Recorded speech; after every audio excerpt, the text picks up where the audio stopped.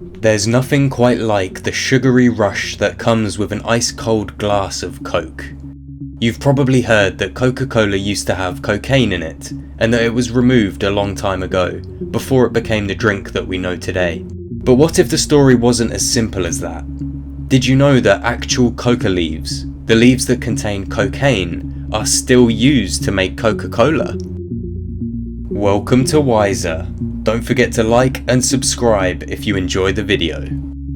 Firstly, it's important to understand what Coca-Cola started out as. We need to go back to 1885, when the two key ingredients were coca leaves and caffeine from cola nuts. By the way, cola nuts used to be called cola nuts, hence the name Coca-Cola instead of Coca-Cola. Coca leaves are grown as a cash crop in northwest Argentina, Bolivia, Colombia, Ecuador and Peru, legally and illegally. Coca contains around 0.25 to 1% cocaine and is used by natives as a stimulant like coffee. Cola nuts are the fruit of the cola tree, which is native to the tropical rainforests of Africa. A cola nut contains about 2 to 4% caffeine and theobromine, also known as xanthiose, which is a bitter alkaloid also found in chocolate and the cacao plant. Coca-Cola was invented by a pharmacist called John Pemberton, who had been trying to formulate tonics and beverages to substitute morphine. He had become addicted to the pain reliever whilst treating his wounds from the American Civil War. When alcohol became prohibited in 1886, Pemberton created Coca-Cola, a non-alcoholic version of his previous formula, Pemberton's French wine Coca. It was originally sold at a pharmacy in Atlanta for 5 cents a glass. At the time in the US, people believed carbonated water and drinks were good for health, so drugstore soda fountains were popular there.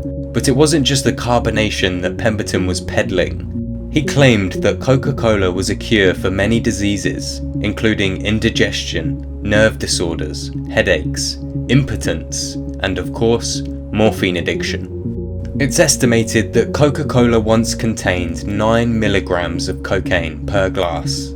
Now, a general dose or line of cocaine is around 50 to 70 milligrams. So this was actually a significant amount, between 10 and 20% of an actual cocaine dose. Now, I don't want to ignore Coca-Cola's official statement on this, so I'll point out early on that on the official coca-cola.co.uk website FAQ, there is the question, does Coca-Cola contain cocaine? This question resides in the rumours section, and the answer is no. Coca-Cola does not contain any cocaine or any other harmful substance, and cocaine has never been an added ingredient in Coca-Cola.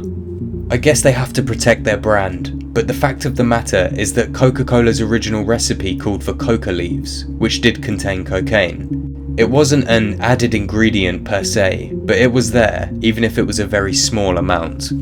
But of course, in 1903, the Coca-Cola recipe was changed and cocaine was removed from it.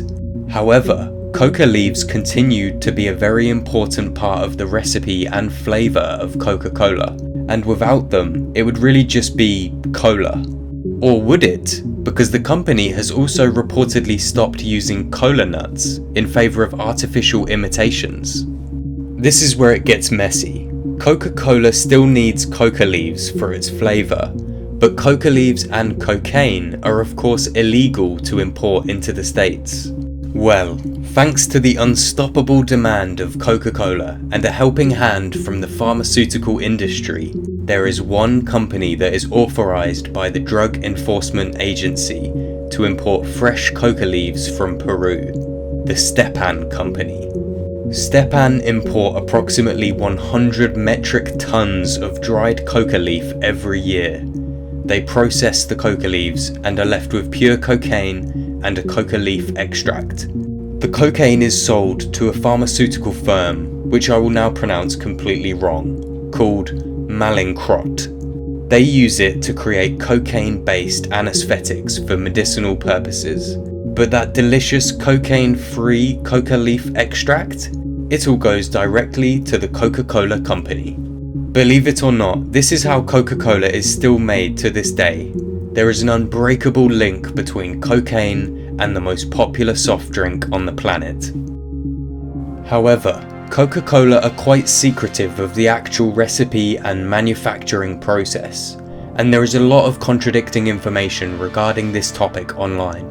For example, the Wikipedia page for the Coca plant states that Coca-Cola used coca leaf extract in its products from 1885 until about 1903, implying that they stopped entirely. Yet the page for Coca-Cola states, after 1904, instead of using fresh coca leaves, Coca-Cola started using spent leaves, the leftovers of the cocaine extraction process, with trace levels of cocaine. It also states later that the syrup had ceased to contain any significant amount of cocaine, which implies that not only did they continue using coca leaves, but also that there was still cocaine left over after extraction. Backing up the theory that they do still use coca leaves, the page for the Stepan company states, Coca-Cola includes as an ingredient a coca leaf extract prepared by a Stepan company plant in Maywood, New Jersey. The cocaine-free leaves are sold to the Coca-Cola company, suggesting that this is still presently how the manufacturing process works. In 1988, the New York Times published an article where a Coca-Cola executive said, "Ingredients from the coca leaf are used, but there is no cocaine in it, and it is all tightly overseen by regulatory authorities." This solidifies the use of coca leaves in the soft drink well into the late 80s. Taking a step back to the 1960s, Coca-Cola encountered a bit of a problem. Their coca leaf was coming from Peru, and the US government was ramping up their international narcotics crackdown to counter the rise of cocaine use and illegal trafficking in the country. But the Coca-Cola company came up with a solution. What if they could grow their coca leaf at home in the US? With the help of the US government, the Stepan company, and the University of Hawaii, Coca-Cola launched a covert coca operation on Kauai, an island in Hawaii. This enabled Coca-Cola to become the only legal buyer of coca produced on US soil. You might be shocked that the US government would go to such lengths to help the company produce Coca-Cola, but this secret farm was just the tip of the iceberg. In the end, the Hawaii farm wasn't of much importance. The Federal Bureau of Narcotics negotiated trade deals with the Peruvian government to ensure that Coke maintained access to coca supplies. At the same time, they were eradicating farms all over South America to cut off cocaine supply channels. If coca farmers weren't supplying Coca-Cola, then they were an enemy of the US. The real secret of Coca-Cola isn't the recipe, but their incredibly unique business model. They had the US government on their side, and they could bend the rules to maintain and increase profit. Capitalism at its finest.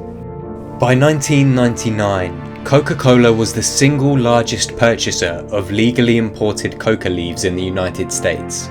It's no wonder really, with the amount of people who can't get enough of it.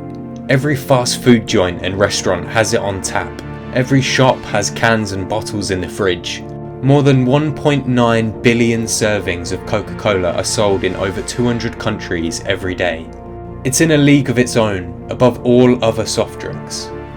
Whilst we're here, let's try and answer an interesting question. Does Coca-Cola still have cocaine in it? Many resources online state that in 1929, Coca-Cola perfected the extraction process and achieved a complete removal of psychoactive substances from the coca leaves. But it's difficult to verify this. It's almost impossible to get a complete 100% perfect extraction of anything from anything. But it's possible that they have achieved an essentially perfect 99.999 something % extraction, leaving only the very slightest trace of psychoactive substance in the final product. I'm not saying that this is the case, but it seems likely to me. Now, for comparison, if you look at the FDA Food Defect Levels Handbook, you'll find some very interesting information on how much of certain contaminants and unwanted substances are allowed in various consumer food and drink items. Let's take a quick look. The US Food and Drug Administration allows the following: up to 5 insect eggs or a single maggot per 250 milliliters of fruit juice, up to 30 insect fragments in 100 grams of peanut butter, up to 6% of potato chips in a sample containing rot, up to 10 whole insects or 35 insect eggs per 8 ounces of raisins, up to 20 maggots in 100 grams of mushrooms, up to 9 milligrams of rodent feces per kilogram of wheat. You get the picture. If these levels of completely unrelated and unwanted substances are ending up in food and drink products, then what are the chances that part of an actual ingredient is ending up in one? Are the chances that some microgram traces of cocaine make it through the extraction process into the Coca syrup really 0%? I'd expect that just like the FDA regulations, there is an allowed amount of this unwanted substance in Coca-Cola, just like with any other food or drink. In 2014, the British media had a field day when it was found that there are traces of cocaine in our tap water. Similarly, in 2018, a study showed us that over 10% of non-cocaine users had traces of the drug on their fingertips, and 1% even had traces of heroin. So, do you think there's any cocaine left over in your drink made from coca leaf? Let me know what you think in the comments. I don't know if it's because I've been talking about it for 10 minutes, or if it's the sugar, the trace amounts of cocaine, the rat urine, or the taste of pure capitalism, but I'm going to go buy myself a bottle of Coke. Thank you for watching this episode of Wiser. If you enjoyed it, please hit those like and subscribe buttons. And don't forget to turn on the notification bell to see my future videos. If you wish to support me in making these, I'm on Patreon and the link is in the description. You can check out the previous episodes on my channel. Thanks again, I'll see you next time.